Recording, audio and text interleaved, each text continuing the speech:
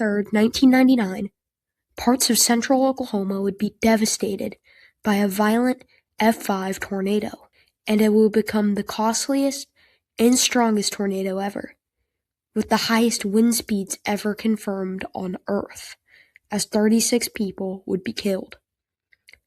So today, let's take a look at the record-breaking, catastrophic, and deadly 1999 Bridge Creek Moore, Oklahoma F5 tornado. On May 3rd, 1999, the Storm Prediction Center outlined a slight risk over Moore.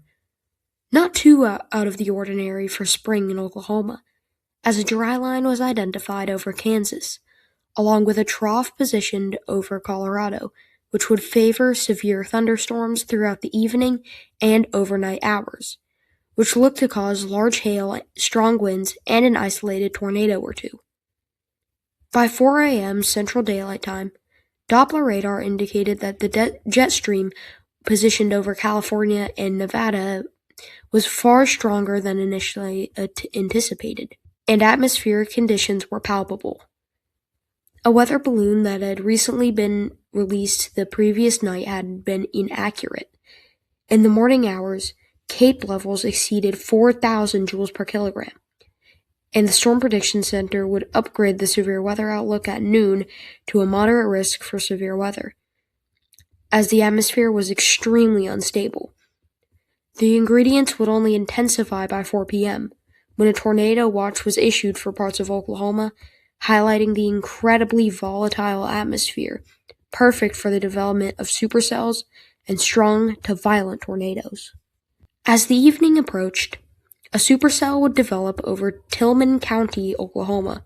It intensified quickly, and it was given a severe thunderstorm warning at 4 p.m. local time, dropping hail almost 2 inches in diameter.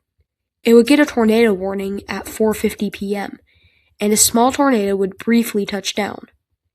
After 8 separate tornadoes, one being rated an F3, a 9th tornado would spawn south of Amber, Oklahoma.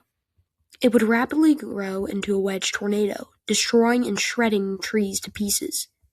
It grew to F4 strength as it passed by Amber, Oklahoma, being up to a 1-mile wedge at some points, doing catastrophic damage to everything in its path.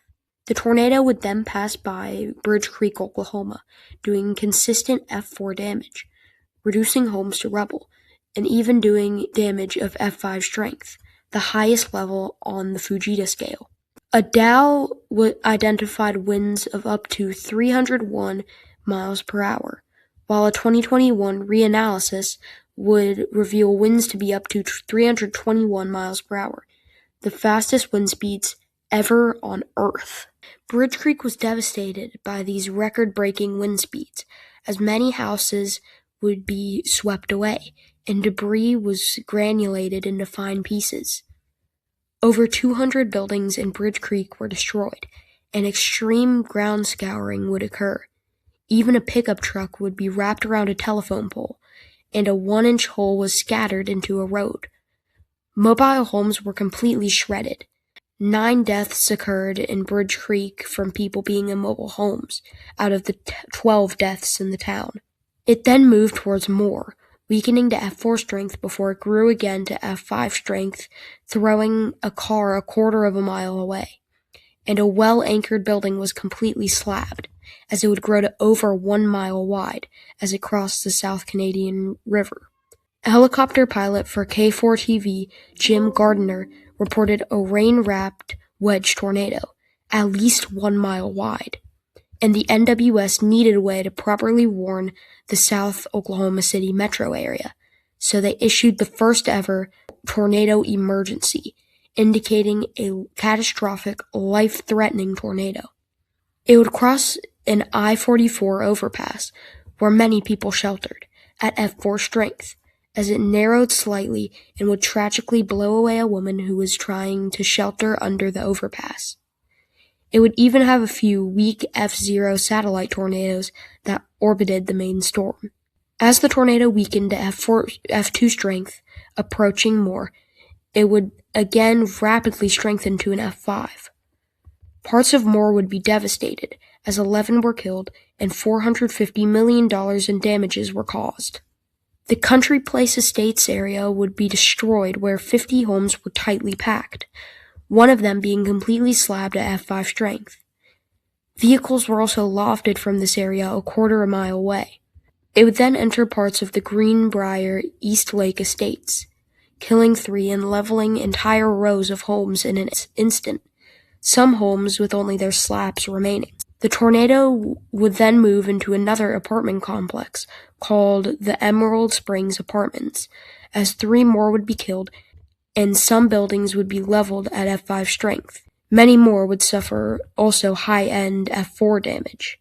All tornado warnings would have to be issued now by the NWS in Tulsa after the Norman personnel were evacuated because they were in the tornado emergency area. In Oklahoma City, chaos was unfolding, with some sporting events having to be suspended due to this violent tornado. A minor league baseball game between the Oklahoma Redhawks and the Memphis Redbirds had to be suspended temporarily for the safety of players and spectators, along with a minor league hockey game between the Oklahoma City Blazers and Huntsville Channel Cats having to be evacuated due to the tornado.